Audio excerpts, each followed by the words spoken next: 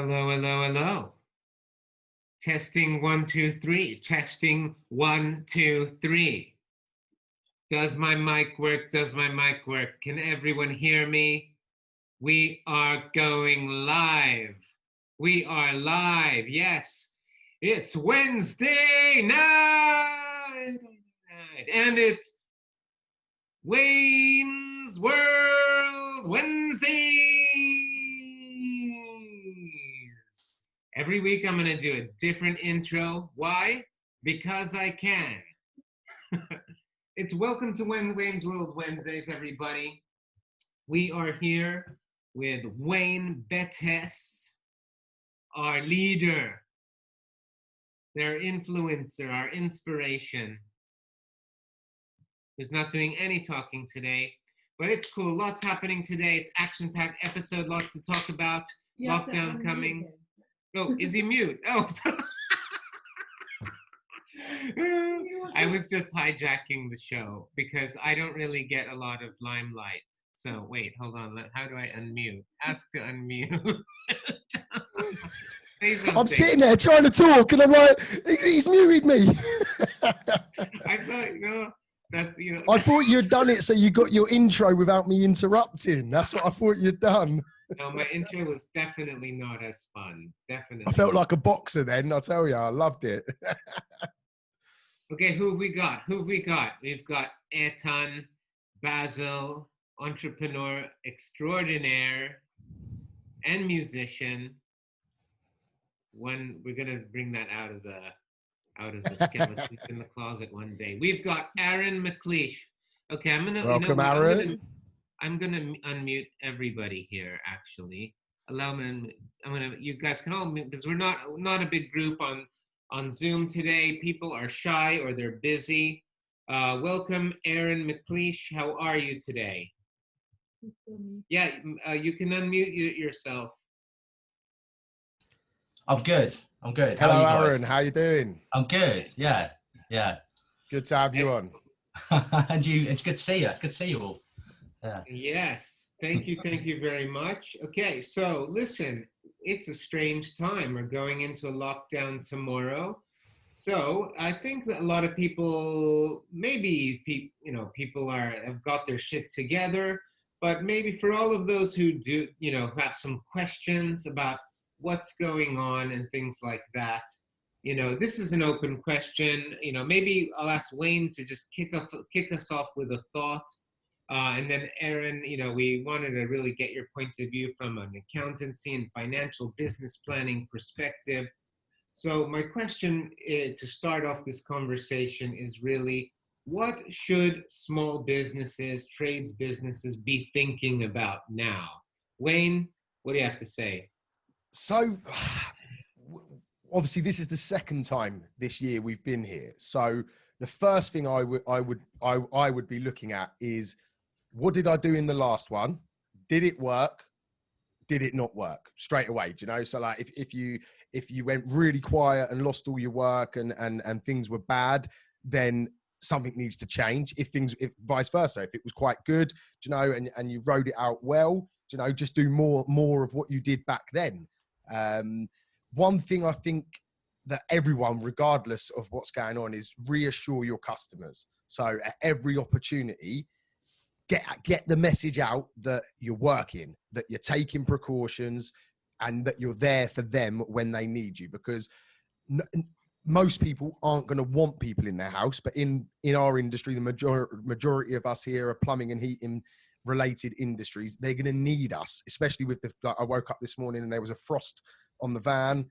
Luckily, I've got one of them heated front screens, so that was lovely. So I didn't have to get out and ice it, which was great to use for the first time. But people are going to need us. So, but what they're going to look for is reassurance.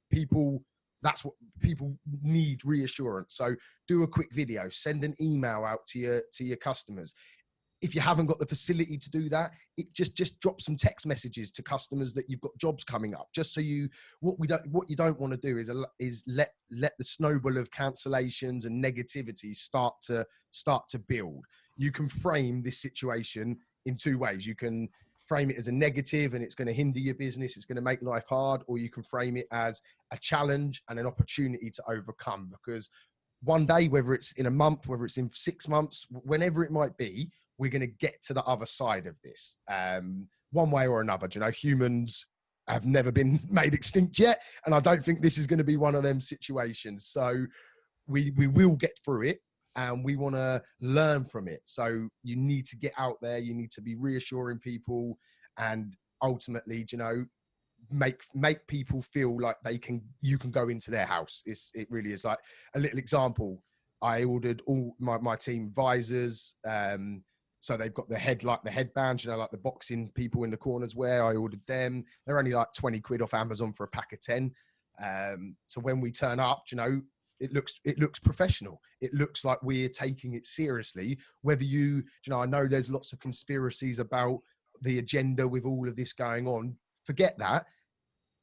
The customer's perception is what is going to make us make money or lose money, and that's the most important thing. So even if you don't think the precautions are necessary, your customer is going to want to see it. So yeah, just basically reassure them and get the message out that you're taking it serious.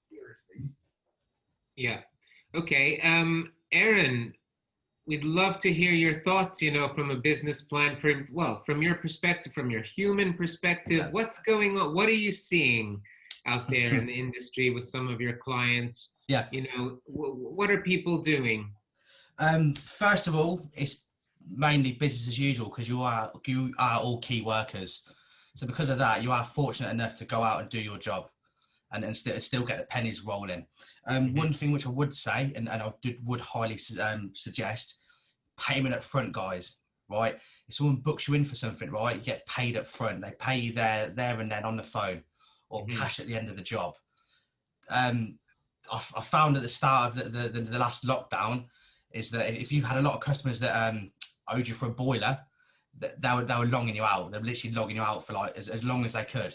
So therefore, he's having to use your overdraft, your bounce back loan, and other means of finance. So don't let that happen. Yeah, just be strong and just be like, look, we're all in a sticky situation, but you are a business that has to survive as well. And the way to do that is to make sure the cash flow keeps on flowing.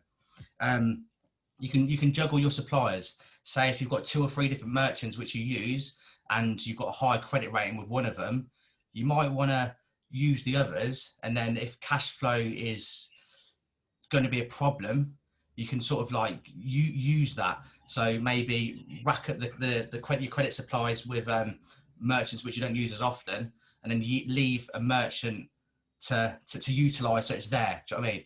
But be honest with your merchants. If you can't afford to pay them, go on a payment plan. Yeah.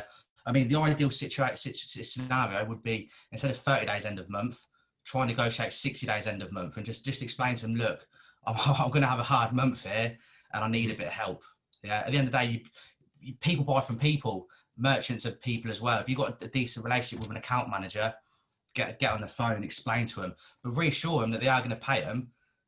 You're just waiting, maybe you're waiting for money off customers or something like that. I agree with that, Aaron, 100%, because so many people just bury their head in the sand when problems mount. So instead of facing it, and like you just said, people are human. They're going to understand. And at the end of the day, the company want their money. So it's in their best interest to help you be able to pay that money. So definitely 100% agree with that. Yeah. Keep yourself busy. Keep yourself busy as well. It's only a month. We're hoping it's only a month. Yeah. So don't waste your time. Like, guys, get on your marketing, get on your systems, get on your like your quoting systems, everything. Chase up quotes which people haven't accepted them. Get on the phone. Do you know what I mean? Just let them know, look, I'm a key worker. I can come out to you and do exactly what Wayne says. Reassure people. Just reassure people. So what you just said there as well, Aaron, to be honest, has just triggered something. When we all start on our own, we go out and we do stuff, you know, we'll make jobs happen. But then once you're established and sort of you're used to that flow of work coming in, you sort of lose that sort of energy to go and get it. And at times like this, you know, that's what you need to relight that fire, relight that passion of why you started this business in the first place, and go hunting. I literally go hunting for the work. And you can do that from calling people, getting some flyers knocked up and getting them out in the local estate, you know, posting on Facebook. There's so much you can do to just go and get out there and put some energy into it and some enthusiasm. Wayne, what you're saying is that people's egos take over. Yeah. Yeah, I People's suppose egos it is. They get comfortable. Oh, Yeah. I'm too busy. I don't need to chase that quote. Or I don't need to get back to that person. Do you know what I mean? Like, you get arrogant. Yeah. Rein it in. Literally rein it in. Yeah. We're all in survival mode. Yeah. If you don't do it, your competitor's going to do it. Yep. And then it's taking food out of your plate. Yeah. So that'll be my advice. Interesting. Cool. That's awesome. Anybody else want to share anything? Any insights? I think Etan's having his dinner as usual. Okay. I said, Nathan, No. Nathan, you look 10 years younger tonight. What happened? You got a haircut for sure, right? I think he's on mute. Okay, wait, hold on. No, I did. I got a haircut eventually. Nice. It looks good.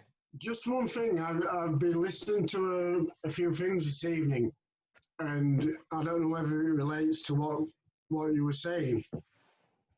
But I was listening to the Arnold Schwarzenegger video conference thing he was doing, and one thing that really stood out that he said is, don't confuse movement with progress.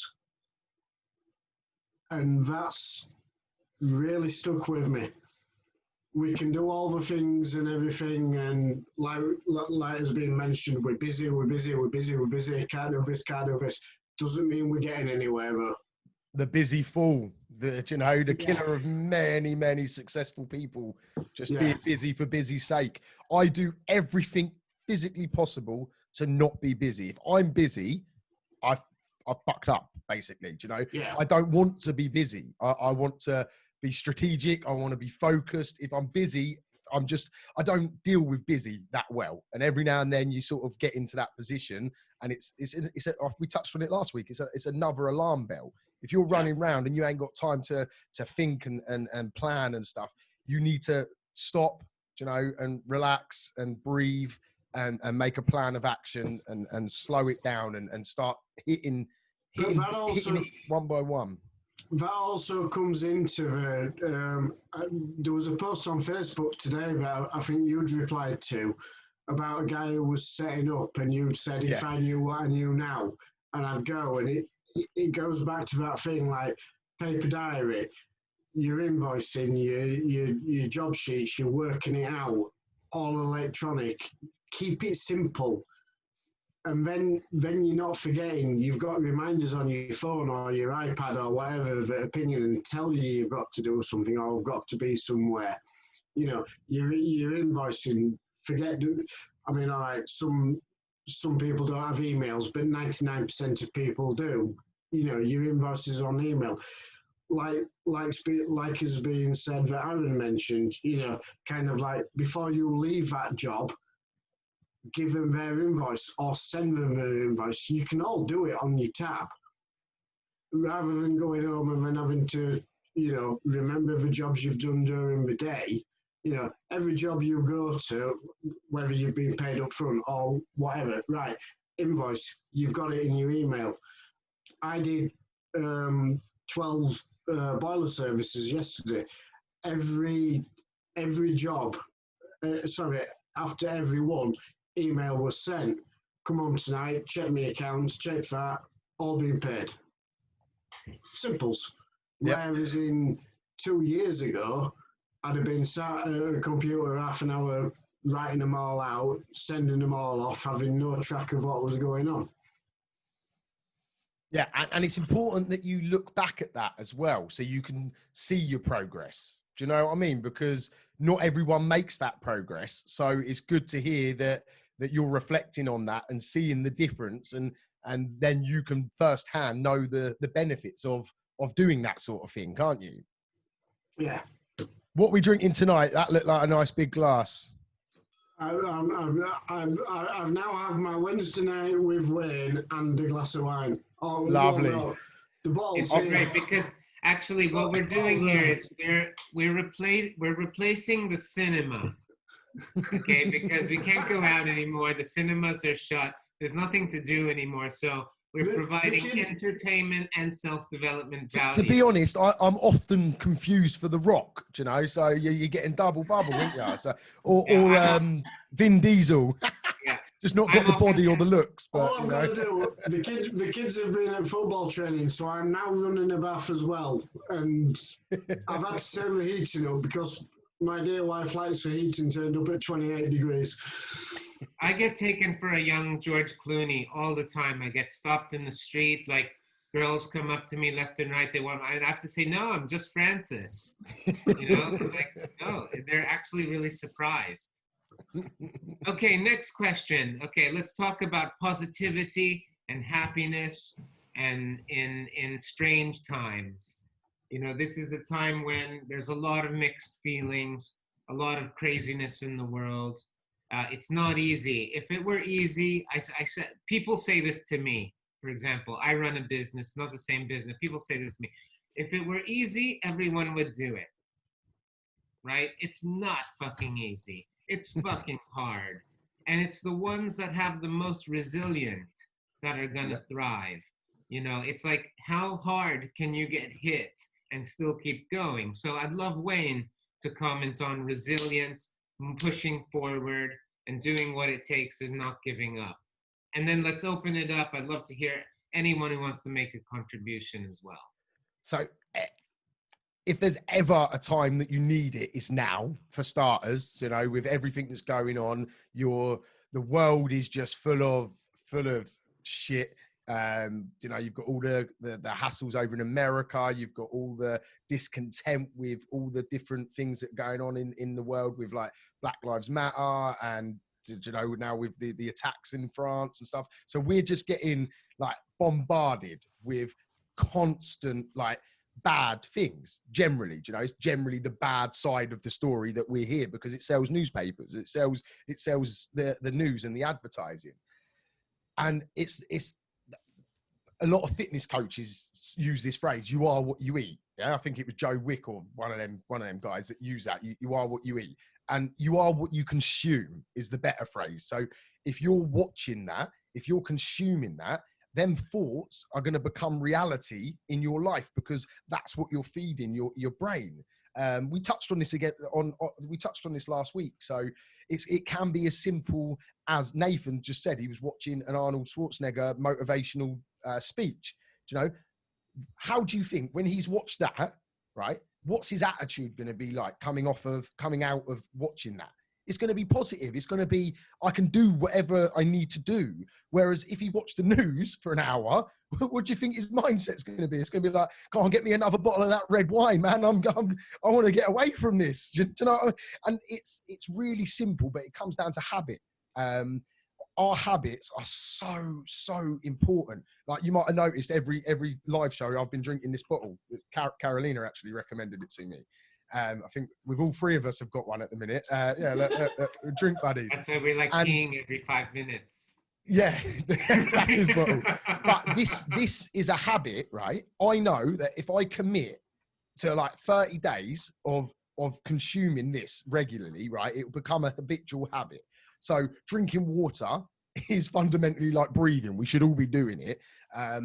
With water, a lot of people seem to neglect it and will drink fizzy drinks and stuff like that. And my point of the story, I like to waffle when it's late. So the point of the story is habits play a key part in keeping you motivated or keeping you down. Either way, do you know, there's a polar opposite to both of it. Do you know, a bad habit will keep you going downwards, whereas a good habit will keep you moving forward. So you've got a good little takeaway that I'm going through some coaching with some clients at the moment on my transformation program. And one of the first things we do is look at their habits. Just simply, anyone that's wants to have a look at themselves, write down 5 bad habits. So simply, literally, just write it on a pad, 5 bad habits.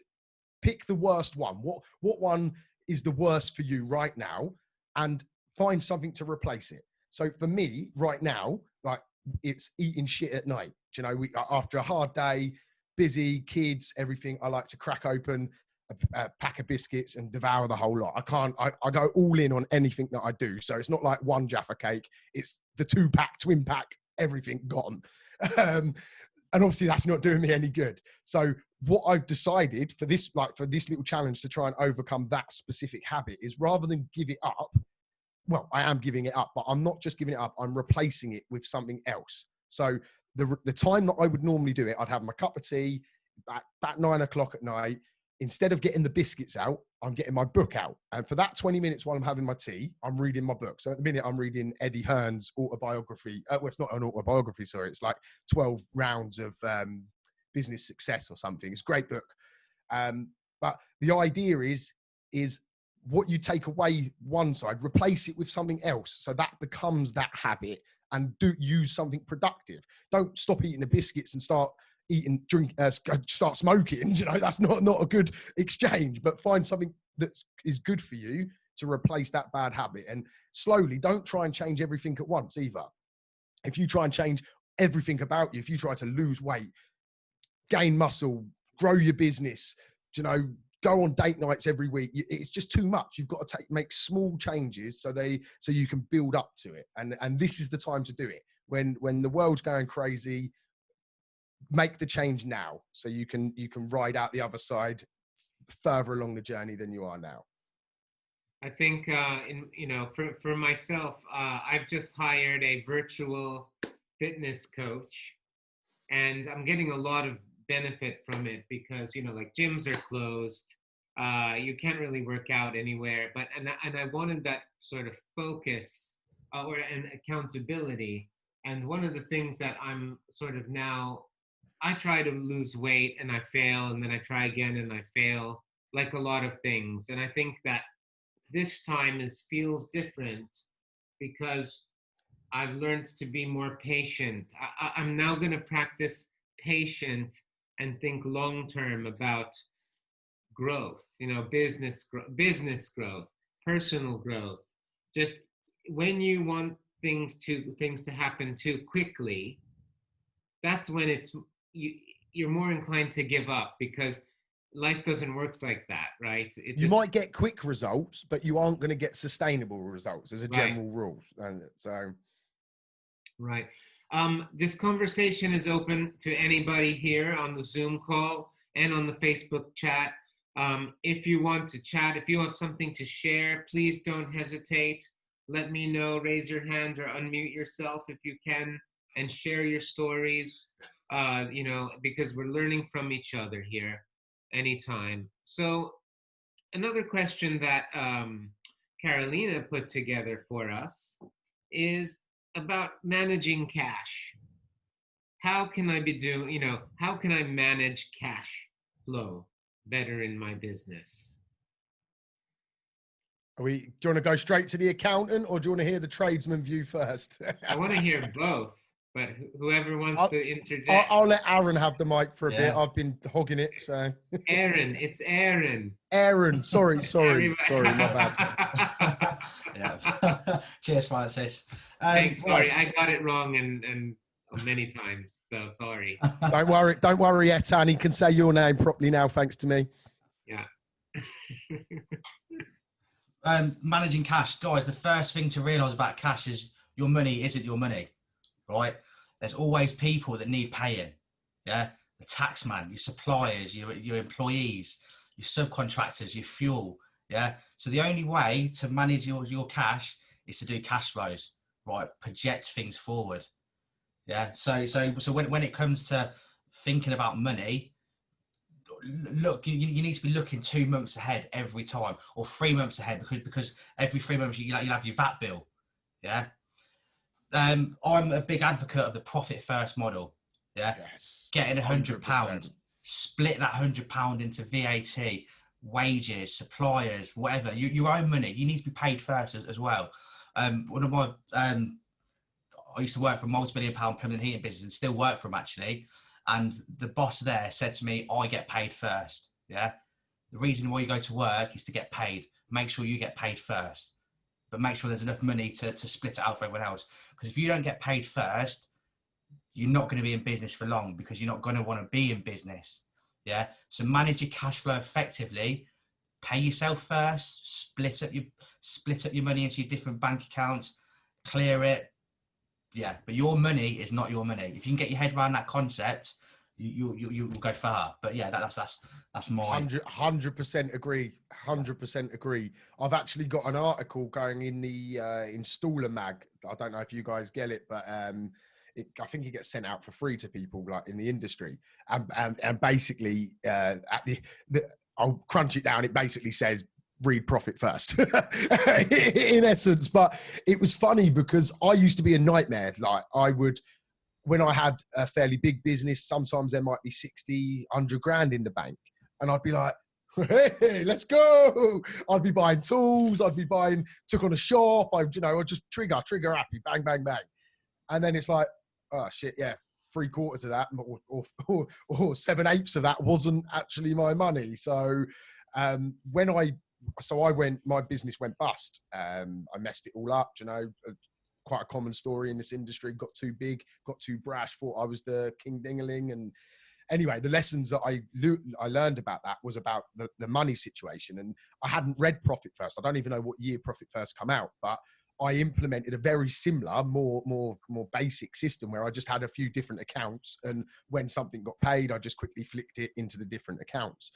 And then obviously a few years back, I read Profit First, and it was like, shit, I'm not a weirdo. It's not just me that can't manage money. It's, it must be a bigger problem because this is like a worldwide best-selling book. So then I sort of dived a little bit deeper into the principles of it. And I just think I think you should be given that book before you can freaking go self-employed. It should be a prerequisite with when you register self-employed, the book gets sent out for you to listen to, because it changes your thought process around what money is and the responsibility that you have with that money. So anyone that hasn't listened to it or read it, it's 100% worth the time and investment. It's probably about 12 quid or something. So there is also a thing that customers do not actually realise how much money it costs to run a business. Yeah, I got called out. I was going to look at jobs, and when I got a call out to a flat above a coffee shop, and this was on the Thursday night, and I think they'd been smoking drugs because you could smell it, but something had gone wrong, and the tenants had tried putting water pressure. It was an Ideal Logic. And they'd absolutely put so much pressure in it just by leaving it all open. They'd blown the pressure gauge, and it was there. And I was looking at how much I should charge them. And when I thought to myself, and originally I was going to put the pressure gauge was about 16 quid plus VAT plus my 20%, and I was going to charge them £45.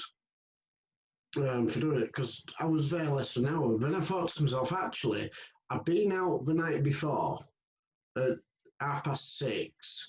I'd then during the day when I was going on everything else I was doing, been to the merchants, picked it up. So I'd lost half an hour there and put it back. And they were complaining that it was £65 and I was only there 25 minutes. Yeah. And it's so infuriating, this situation where like you as a business owner, you feel like you can't charge.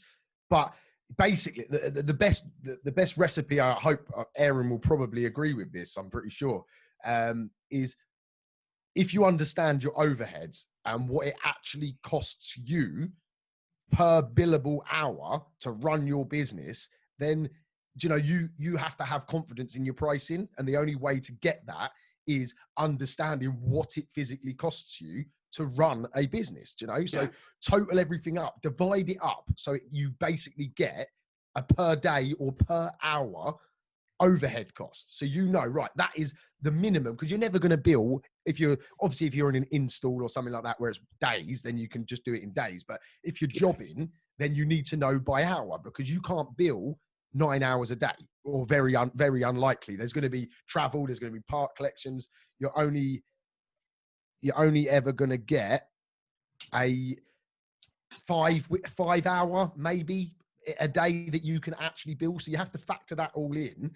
And once you know that, when you tell that customer that price, you tell them it with conviction then, because if you don't know that, it's a bit of a whim and a prayer and you're not really sure and you don't trust in your expertise and stuff. So you should get a handle on your overheads, whatever.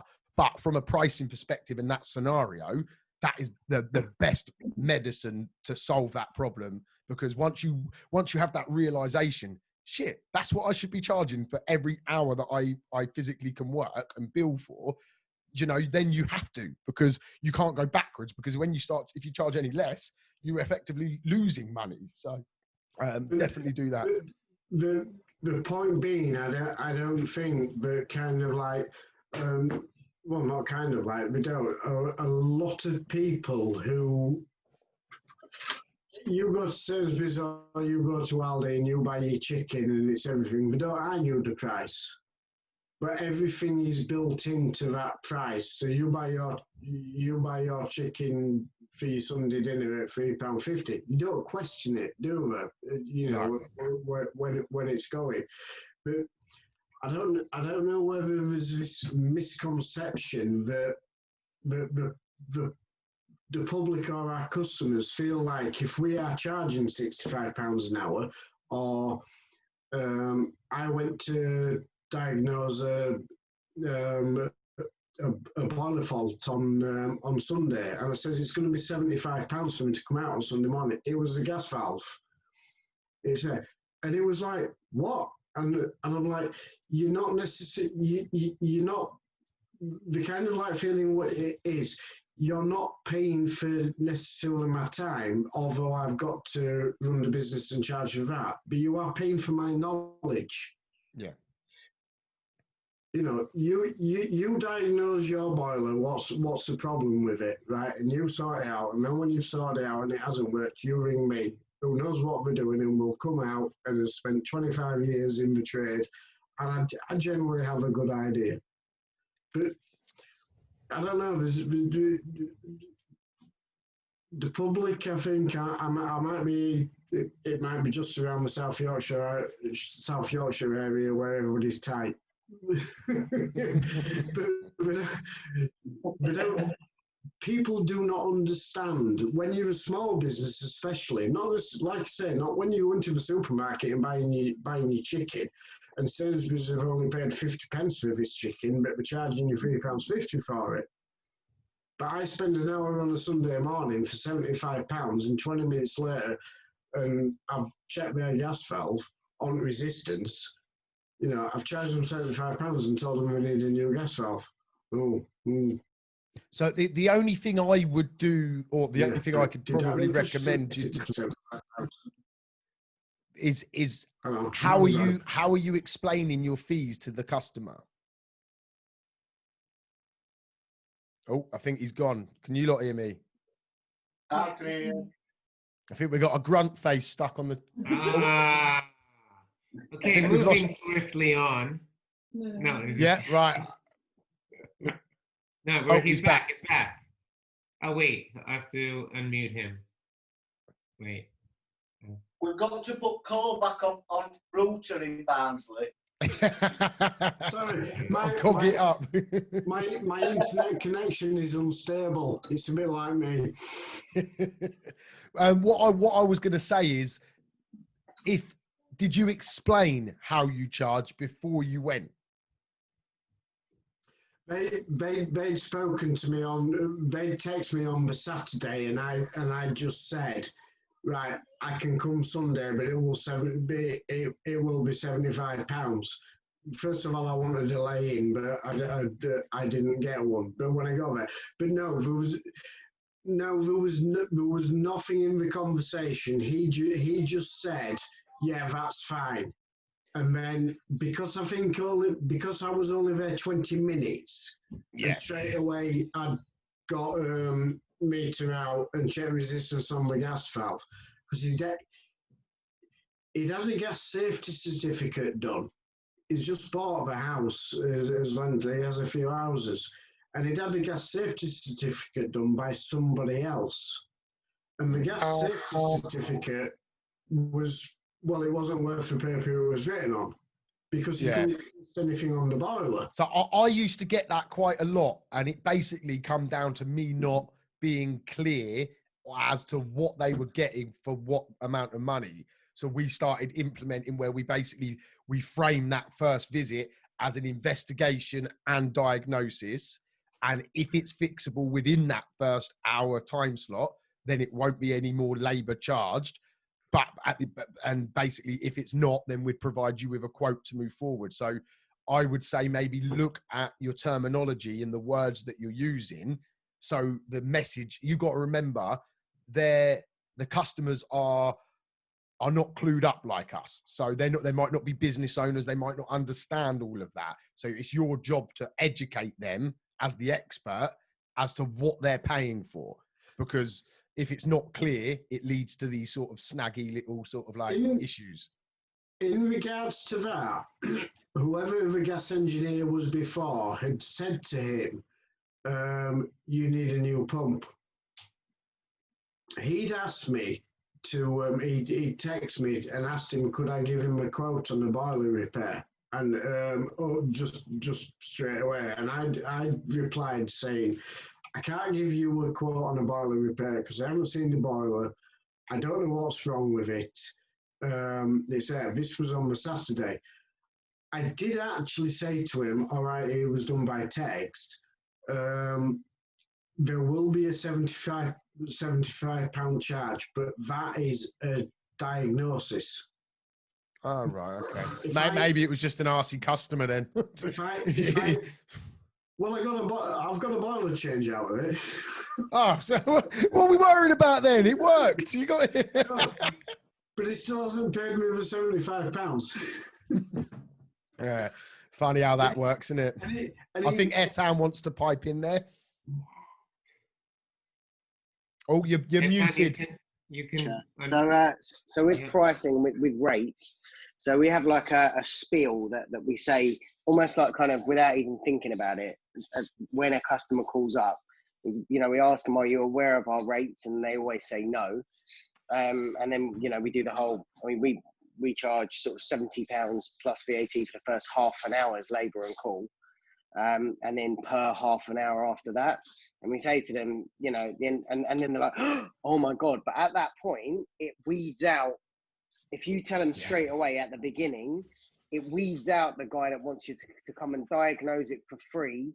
And then kind of you'll hope he slings you the work, or he wants his call out, not charged if he gives you the work, because he's doing you a favor by giving you the work, obviously, for you to go and look at his dog shit heat line boiler that he's never had serviced, like he's doing you a favor. So you have to really, you're almost going into battle, and you have to put yourself out there at the front. And when you price up your repair, the way that, so I'm really emotional. So like I'm soft as they come. So when I used to do a repair off the top of my head, if it was like an old deer, or if it was like, someone that was just, I thought was nice, I would always underprice myself. So now I've got this beast of an Excel calculator that I just put the numbers into. If I think it's going to take 2 hours, I put that in. If I think it's going to be a high risk job, I put the risk in. If I put the materials in, and then it just spits out a price, and that's the price. And I've disciplined myself not to mess with it. Like, that's the price regardless. I don't care if they're old with no legs and arms, it's the same price. Because otherwise, because I know that it costs me 45 quid an hour to get someone there to do the job. So there's no point me charging 50 quid an hour, because I'll go bust. So, it's different for everyone, but I say put your terms out there early on to every customer, regardless of who they are, and reinforce it. So say it.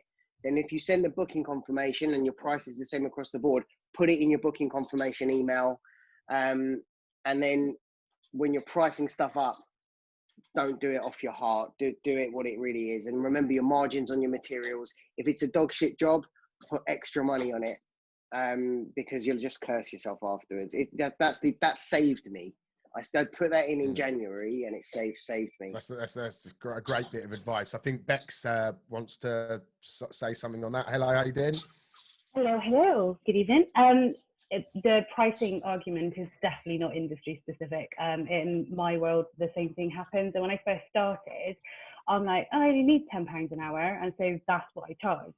When it comes to the work, you know what it is that you are worth, and you can work that out. I've actually got a calculator that works out what your hourly rate should be based on what your goal is for the year, and things like insurances, like public liability insurance, maybe X amount of money per year. Break that down into how many hours, and this calculator works out for you. So even if you're just, a one-person band, you can say, right, actually, an hour of my time just to go and stare at your face for an hour is £75, and that's the reason why, because you have got overheads, you've got insurance, you've got to drive there, and you've got to, especially this today, I don't know what happened today, people have gone nuts, traffic's mental.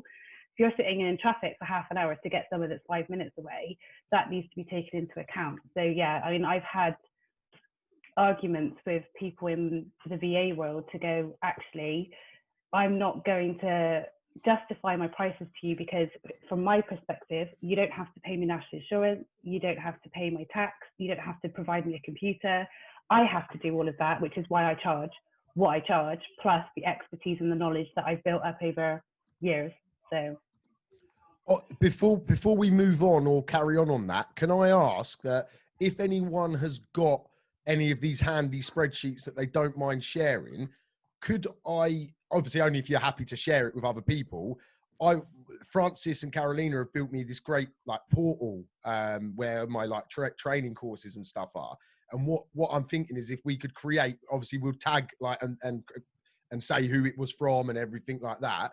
And it could give people free access to these sort of types of calculators that you're talking about, or any that you think might be worthwhile. I can get them added to the Academy site, and then people can leverage that, and it would just be a nice little touch, I think. So I think Aaron's got something to say. Oh, sorry, say that again. Can I just jump in on working out your hourly? Yes, mate, yeah. What I tend to do is I work it out over 44 5-day weeks at an average of 6 jobs a day. That way, you've got your 8 weeks if you're running a little bit behind, your holidays, your sick, bit of pension time. So rather than people working it out over the 52 weeks, it's maybe worth reining it back, so you've got that bit of playroom if times are quiet, you've got your holiday, your sick, things like that. Yeah, no, I definitely agree. Yeah. Aaron, sorry. Yeah. Guys, can I just completely say something a completely new weird concept, right? There's 3 people in this world in regards to shoppers. You've got luxury shoppers, standard shoppers, and value shoppers, right? You need to let the customer decide what they're going to pay. Yeah. So you lot all banging on about hourly rates. What if you go to a mansion, right, and someone wants the job fixing there and then, and money isn't a problem, and they will pay anything to get their swimming pool up and running there and then, to make sure their kids can have a hot bath. Yeah. By you going in there and saying it's going to be £75, you've left money on the table, because this bloke or woman might be willing to pay £200, £300, because all they want is a fix. Yeah. So that might blow your head, and it might be a completely different concept. We all come from a world from going to getting a job, you're getting paid hourly rates. We're all fixated on an hourly rate. Yeah. It's not the way forward. You need to price the customer. Yeah. The only issue that I see with that, and there are ways that I'll get to it, the way I see that model working, is there's a lot of unknowns. So unless you're willing to basically create packs, repair fixed price, that's what it's going to cost. Most manufacturers, who are obviously big businesses, offer between 250 and 350 of a fixed price repair, and they pretty much guarantee that it'll be fixed on that visit, because they have all the stock, they have all of the expertise to do that. Being small businesses and working for multiple different manufacturers, so one that you could have a Baxi, you could have a Valiant, you could have a Worcester. to have the stock and the ability to offer like a guaranteed fix on the day sort of solution is quite difficult. Although I see the angle that you're going for about creating that, in reality, for a small business, I think it's quite difficult personally. Follow the money. I'd like to hear you back on that. Yeah, follow the money. Yeah, don't be a busy fool. If you're going out there doing 5 jobs, but people are hounding you for a cheap price, but then you've got a luxury shopper who's more than happy to spend £500 on that one job. Like, I know it's easy for me to say this from an office point of view. Do you know what I mean? But just follow the money. Follow the money. So I totally get that on a job that can be quoted. A repair, like a leaky pipe, right? Can't really be quoted because it could be 6 hours work to evacuate under a bath and take out floor, or it could be a one night nut tighten up that took you 2 minutes. So it's very difficult from a repair aspect. From an installation, 100%. You know, you offer different tiers of packaged prices. But I have a question for Aaron. I have a question for you. So in the spirit of following the money, how does it work? What would you advise, you know, if you're serving certain areas of the UK and you know, you're serving a demographic of a certain income bracket, you know, affluent areas versus less affluent areas where the going rate for certain services is what it is. How is it that, you know, how do you follow the money? Yeah. Like, how do you do it? I mean, guys, I understand the principle, but in practice. Right. It comes down to look in the mirror, right?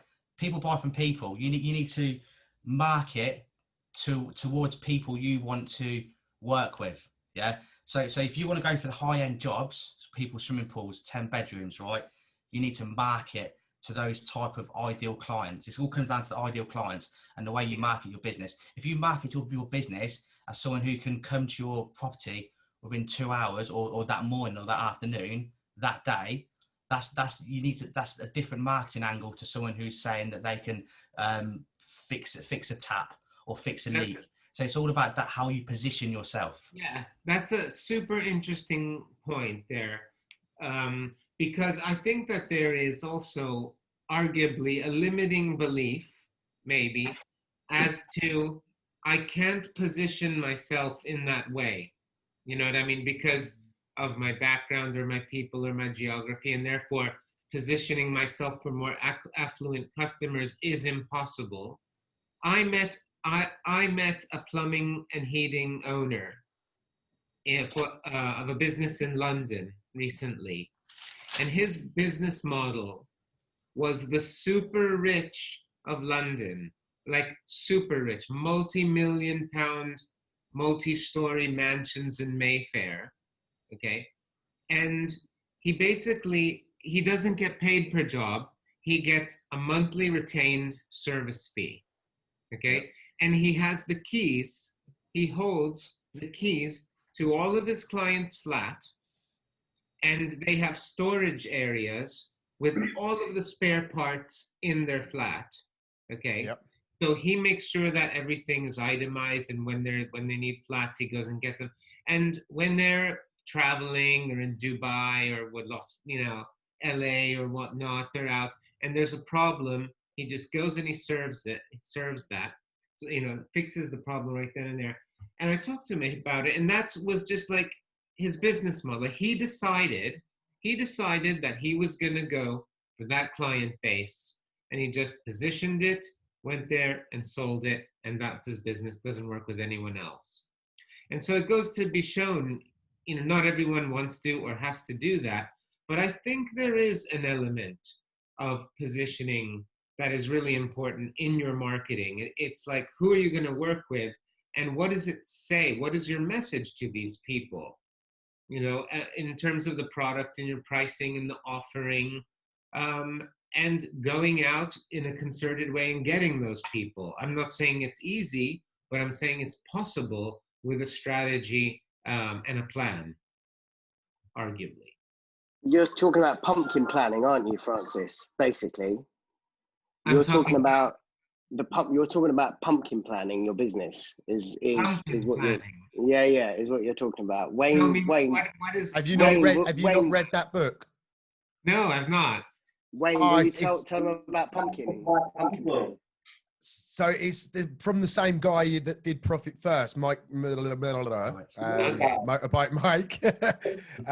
And yeah, it's in essence what I did with my business. Again, I did it before reading it, and it would have been so much easier. So it's another book to go and read. But it's about, if you try to look after all of the pumpkins, you're not going to end up with a nice big prize winning pumpkin. You've got to focus your attention on what you want, and work on that and hone everything around creating that prize pumpkin.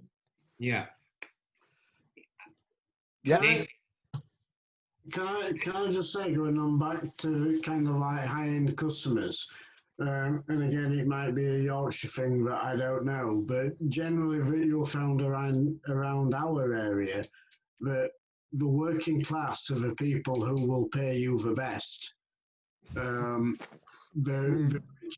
Interesting. 100%. The more they will hammer you down, and the more they will keep. I have three people on who I do work for. Sorry, four people who. Two of them are very much. They've got a lot of houses. Two of them have quite a big business. If you've got a Ford RS, check out Puma Speed. But he's the most tightest bloke you could ever find. And it's fair, and will hammer you and hammer you and hammer you. But generally around here, for your boiler services or your breakdowns or whatever, they're just so glad that you turn up and you're there. And it's not ripping them off. And it's not about, oh, they're worth 10 million, so I'm going to charge them another £100 more. I don't believe in that. I genuinely believe in charge what you are worth. But the working class people generally will be the best payers. They're by far my favourite customer. Yeah, 100%. I get the least hassle, the best margin. They're definitely my preferred. If I narrow it down, like even better, it's a working class single lady that's over 35. They love me. I don't know is why. that your fantasy? No. Genuinely, I could sell boilers to them all day long. Day long. Whoa. Literally just named me, literally, as single class working woman over the age of 30. Let's just go with that. I love gas heating. Say that again. I put on a tagline on my Facebook and it said, I love gas heating, and my friend obviously reread it a different way. Yes, I can imagine how he read that one. So, ladies, don't try and work it out. Leave it, all right? Guys and girls, I'd love to call out Stephen. Stephen, how are you today? You're always the silent one. We're all talking. Love to hear what you're up to. What's a challenge? We got the brightest and the best minds on this call, so we're here to hear your story. Tell us what you got going on. Yeah, I've recently set up self-employed about 4 months ago, and I've struggled with the pricing issue, partly not valuing myself, and then I think Guy mentioned earlier about being quite the emotional side of it, buckling to people, how much am I due, and you thought, just give me 20, 30 pounds, that'll cover it, and then you leave the house and you question why you did it.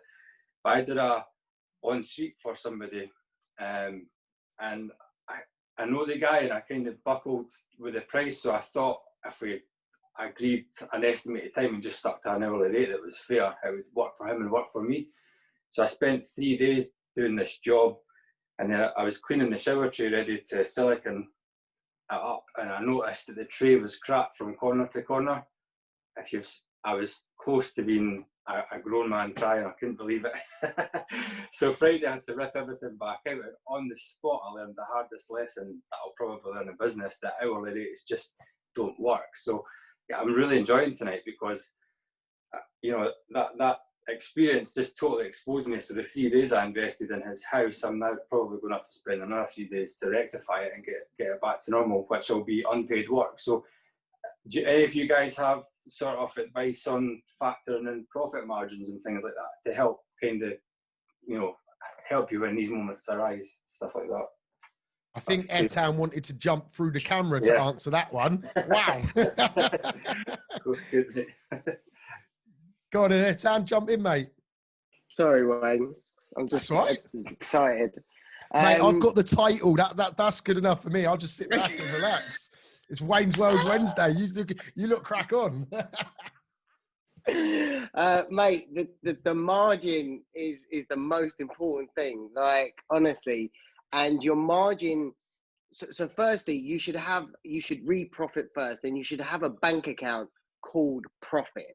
All right, that's the first thing you need to do. You need to make sure that one of your accounts is called profit, and you need to account it into your pricing. And there's lots of people do it in different ways, but how I calculate profit is the way that my old man taught me, my father-in-law, who is a very big wig at Dextera, which is a facility management company. And he taught me how they calculate their profit, and they base it on the risk of the job. So for me, a bathroom is a very risky job because everything will go wrong. Tyler won't turn up because we all know Tyler's never turn up. The silicone will go wrong. Like you said, the tray gets cracked. It's a very high risk job. So I would probably apply at least. It's different for me because we have so many jobs. So my profit margin runs from 2% to 6%. But if it's just you, I would go from all the way up to 20% profit margin on the top, based on the risk. And then when you get paid, you take that profit out of your payment and you chuck it into an account that you don't have access to. Take it away. Take it out of the equation. It doesn't exist. Leave it, and every month or every week, transfer that profit away. And at the end of the tax year, you bring it back in, and that's what you've made. Okay. That's what I would do. Yeah, that's great. Thanks. Yeah, I pretty much echo that. Your margins, obviously, everyone's different, depends on exactly what you're doing and things like that. So you just need to spend a little bit of time and try and work out, like, if you added like 5%, that wouldn't be enough for one man. Do you know what I mean? Whereas Etan has a big team, so 5% of a big pool of jobs is a lot more money. So just spend a bit of time calculating roughly what you reckon your turnover, what you want to earn each day as like a wage, and then what you want to actually make as like a profit, and then that should help you identify your percentage. I think Bex wants to put something in as well. I was just going to say, the profit part is a really good idea, and what's even better is that come corporate, if you're like self-employed and you've got your tax bill, please don't do it in January. I love everybody, but please don't leave it to the last minute. But it means then that come January time, when you've got to pay your tax, come corporation tax time, the money's there to pay, as opposed to working from the zero balance and not accounting to put in that, whatever percentage profit away. That's when you could then get stung, because it's like, well, now I owe X amount of money in tax and I've got no money to pay for it because I've already spent it. So it's good to put it into that pot and put it away so that you can just chuck it out at the tax man and make him go away. Stephen, how did you price for job to start with? Was it it's going to take me 5 days and this is the materials and I'll put 20% on? Yeah, kind of. I mean, I was a bit more relaxed because it was for a mate. That's probably the worst business thing ever, isn't it? Yeah. But yeah, kind of just discussed what we thought time factor would be. But then that obviously got massively exposed when the shower tray cracked. But yeah, so based on that, mate. It's kind of like going back to that profit is not a dirty word. I've just was pricing up what's going to be a bathroom tonight, and kind of like when it came out with tiling and adhesive and everything, it came at I think it came at 3,000 200, and it was there, and I've whacked 50% on that. Going on, because I know you get to know what the customers is like, and they've accepted the job. Now, I might be overpricing on that, but it was going. But that's like we say, bathrooms is one of the worst things. But I'm covered, and if they said no, I'm not accepting that, it was like, right, I'm not bothered. I'm not bothered about it. But a little bit comes back to it about what's been mentioned before about that narrowing the margin, and that if you're the plumber who can do everything, whether it's a bathroom, a leaking toilet, a central heating system, changing a radiator, changing the start or whatever, is it worth, which is something that I'm looking at, then concentrating down in that market as a new startup, whether it's, say, what am I concentrating on, what am I good at? Is it the bathrooms or is it boilers? Where do I head my marketing to? Where is my most profitable? I've found over the years, and I'm as guilty as any of being that one plumber for everybody. Bathrooms, I don't really make money on. Yeah. And it's hassle. Yeah. Okie dokie, But guys. I just want to say one last thing on that quickly. Sure. Learn the lesson. It's like, do you know what I mean? Like, don't waste that lesson. You know now, so the next time you're in that position where your mate wants the favour, do you know, rethink about how you felt and the money you've lost or the time, whichever it works out to be, and make sure that it doesn't happen again. And then it's not wasted. Then it's not a wasted effort then. Quick poll for everybody on this call. Who here has learned a very, very, very expensive lesson in their life? Raise their hand. I've learned that Chris likes gas. What was it? I love gas heating. Gas heating. I nearly slipped there, didn't I? Stephen, I think it's like join the club. Sometimes it's actually worth paying that money, in a sense that you learn so much, you grow so much, things get so much better for you. Yeah. That if you don't go through that shit, you won't grow. And unfortunately, it's like, learned it, got burned, won't happen again. Absolutely, yeah.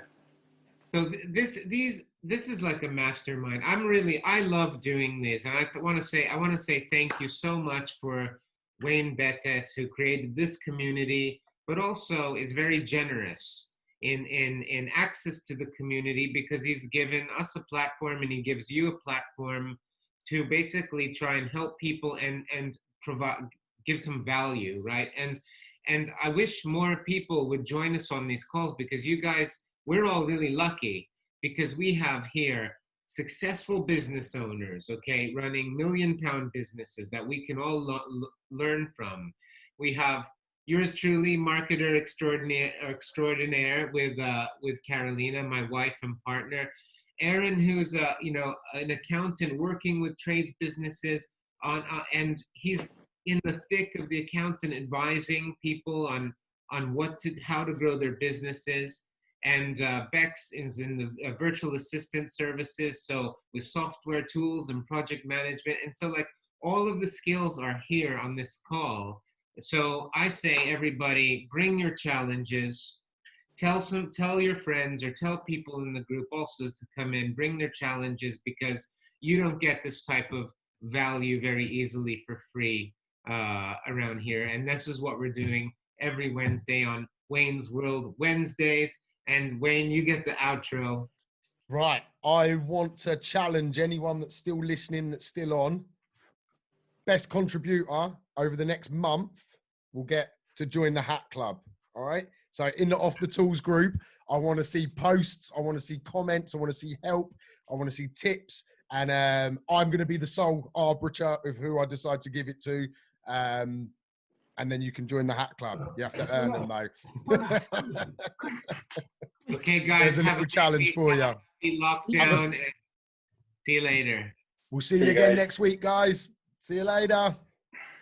Well, yeah.